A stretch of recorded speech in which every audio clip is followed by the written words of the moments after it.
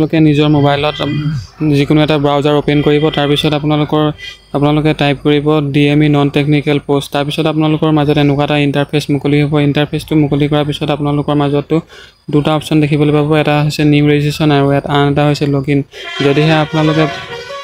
যদিহে আপোনালোকে প্ৰথমবাৰৰ বাবে ৰেজিষ্ট্ৰেচন কৰিম বুলি ভাবিছে তেন্তে আপোনালোকে নিউ ৰেজিষ্ট্ৰেচনত ক্লিক কৰিব আৰু যদিহে আপোনালোকে আগতে ৰেজিষ্ট্ৰেচন কৰি থৈছে তেন্তে আপোনালোকে লগইনত ক্লিক কৰিব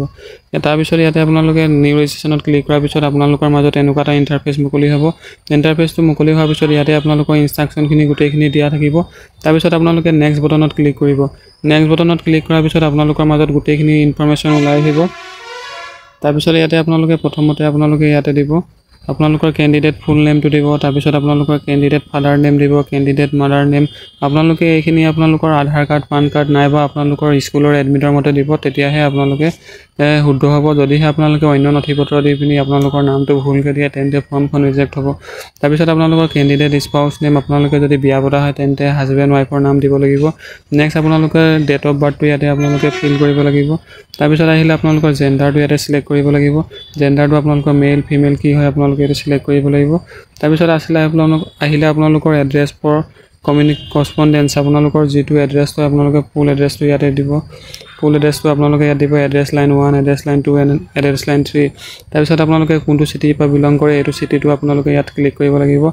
নেক্সট আপোনালোকৰ ইয়াত আহিলে আপোনালোকৰ ডিস্ট্ৰিক্টটো আপোনালোকে কোনটো ডিস্ট্ৰিক্টৰ পৰা বিলং কৰে ইয়াত সিলেক্ট কৰিব লাগিব তাৰ পিছত আপোনালোকৰ ষ্টেটটো আপোনালোকৰ আসামে হ'ব তাৰ পিছত আপোনালোকৰ পিন নম্বৰটো ইয়াতে ফিল কৰিব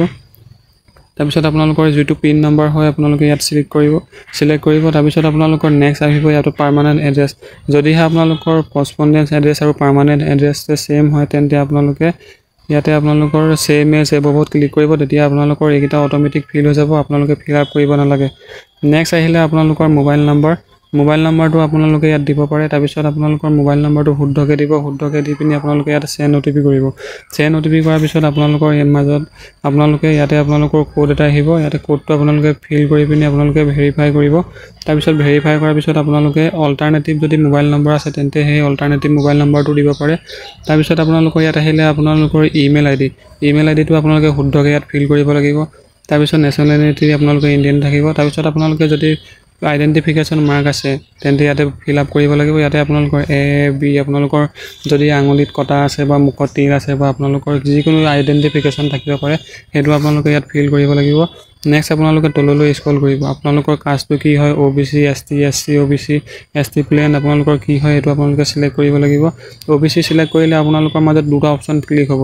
ইয়াতে আপোনালোকৰ দুটা অপচন মুকলি হ'ব ইয়াতে আপোনালোকে যদি টি টাইপ আদিবাসী কমিউনিটি হয় তেন্তে আদিবাসী কমিউনিটিত ক্লিক কৰিব লাগিব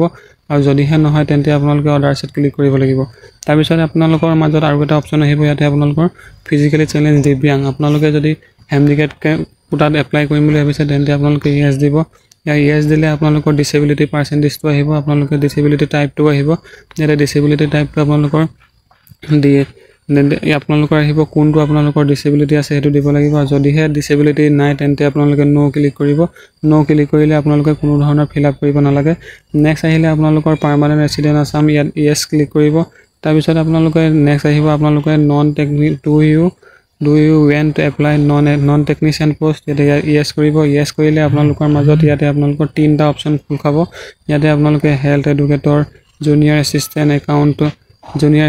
একাউন্ট এসিস্ট্যান্ট কাম দিয়ে LD আহিব তাৰ পিছত আপোনালোকৰ বেসিক হেল্থ ওয়াৰ্কাৰ আহিব তাৰ পিছত আপোনালোকে এইটা সিলেক্ট কৰি ল'ব সিলেক্ট কৰাৰ পিছত আপোনালোকে ইয়াত আহিব নেক্সট অপচন কিটা ইয়াতে আপোনালোকে এক্সাম পাছটো আপোনালোকে ইয়াত দিব লাগিব ইয়াতে এক্সাম পাছ আপোনালোকৰ 10 ৰ SSLC টো দিব লাগিব আপোনালোকে কিমান মাৰ্ক অবটেইন কৰিছিলে আপোনালোকে হেতু দিব লাগিব কিমান মাৰ্ক লাভ কৰিছিলে তাৰ পিছত নেক্সট আপোনালোকে আউট অফ মাৰ্ক কিমানৰ ভিতৰত আপোনালোকে কিমান পাইছিলে আৰু পাৰ্চেন্টেজটো ইয়াত দিব লাগিব তাৰ পিছত নেক্সট আহিলে আপোনালোকৰ ইয়াৰ অফ পাছিংটো ইয়াতে ফিল কৰিব লাগিব তাৰ পিছত আপোনালোকৰ স্কুল নেম বা আপোনালোকৰ সেৱা বোৰ্ড বা CBSE বোৰ্ড যেটো হয় আপোনালোকে হেতু দিব লাগিব নেক্সট আহিলে আপোনালোকৰ হাই সেকেন্ডাৰী SSLC আপোনালোকৰ SSLC আপোনালোকৰ আৰ্টস সায়েন্স কমাৰ্চ যোনটো ষ্ট্ৰীমত কৰিছিলে হেতু সিলেক্ট কৰিব লাগিব তাৰ পিছত নেক্সট আপোনালোকৰ ঠিক তেনেদৰে মাৰ্কটো আপোনালোকে কিমান পাইছিলে কিমান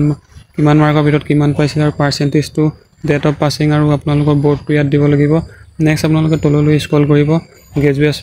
গ্ৰেজুৱেচন আপোনালোকে আৰ্টস সায়েন্স কমাৰ্চ কিহত কৰিছিলে হেতু আপোনালোকে ইয়াত সিলেক্ট কৰিব পাৰে ঠিক তেনেদৰে আপোনালোকে মাৰ্ক কিমান পাইছিলে দিব লাগিব, কিমানৰ ভিতৰত কিমান পাইছিলে আৰু পাৰ্চেণ্টেজটো ইয়াতে দিব লাগিব। নেক্সট আপোনালোকৰ ডেট অফ পাছিংটো ইয়াতে দিব লাগিব। তাৰপিছত আপোনালোকৰ স্কুল কলেজ নাইবা আপোনালোকে বৰ্ডটো ইয়াত চিলেক্ট কৰিব পাৰিব। তাৰপিছত যদিহে আপোনালোকে নন টেকনিকেলত এপ্লাই কৰে তেতিয়া ইয়াতে আপোনালোকৰ ডিপ্ল'মা বিচাৰিব। ইয়াতে আপোনালোকৰ ডিপ্ল'মা ইন টেকনিকেল বিচাৰিব। ইয়াতে আপোনালোকে যদি ডিপ্ল'মা 6 মান্থৰ যদি আপোনালোকৰ মিনিমাম 6 মান্থৰ কম্পিউটাৰ এপ্লিকেশ্যন আছে তেন্তে আপোনালোকে গোটেইকেইটাতে এপ্লাই কৰিব পাৰিব, আৰু যদিহে নাই তেন্তে আপোনালোকে বাকী দুটাত এপ্লাই কৰিব নোৱাৰে। ইয়াতে আপোনালোকৰ মাৰ্ক অফ 10টো দিব, আউট অফ মাৰ্কটো দিব, তাৰপিছত আপোনালোকৰ পাৰ্চেণ্টেজটো দিব। নেক্সট আপোনালোকৰ ইয়েৰ অফ পাছিংটো দিব। তাৰপিছত আপোনালোকৰ স্কুল বৰ্ডটো আপোনালোকৰ কি হয় এইটো আপোনালোকে দিব পাৰে। নেক্সট আপোনালোকে তললৈ স্ক্ৰল কৰিব। স্ক্ৰল কৰাৰ পিছত আপোনালোকৰ ইয়াতে আৰু এটা অপশ্যন খোল খাব। ইয়াতে আপোনালোকৰ do you have computer application as per advertisement আহিব, আপোনালোকে ইয়েছ ক্লিক কৰিব। নেক্সট আহিব আপোনালোকৰ এক্সচেঞ্জ কাৰ্ডটো, আপোনালোকৰ ৰেজিষ্ট্ৰেশ্যন আপোনালোকৰ এমপ্লয়মেণ্ট এক্সচেঞ্জ কাৰ্ড বনাই থোৱা আছে নে নাই ইয়াতে সুধিব। ইয়াতে আপোনালোকে ইয়েছ ক্লিক কৰিব। Yes click